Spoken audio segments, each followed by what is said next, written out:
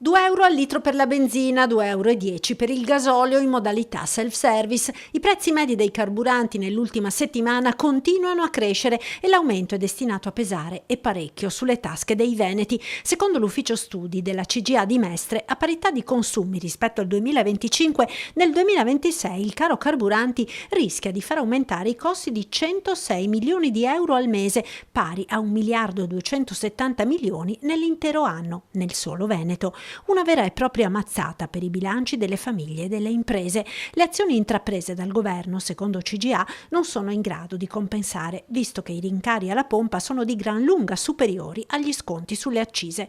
Nello specifico, dei 2 miliardi e 350 milioni di tagli alle accise introdotti finora per il 2026, il Veneto ne ha beneficiato per circa 210 milioni di euro. La richiesta del governo alla Commissione europea di escludere le spese per l'energia dai vincoli del patto di stabilità è sicuramente condivisibile, continua la CGA, che però pone un interrogativo. Siamo sicuri che prima di ricorrere a nuovo debito sia davvero stato fatto tutto il possibile per ridurre la spesa pubblica? Nel 2026, al netto degli interessi sul debito, lo Stato spenderà la cifra record di 1.090 miliardi di euro.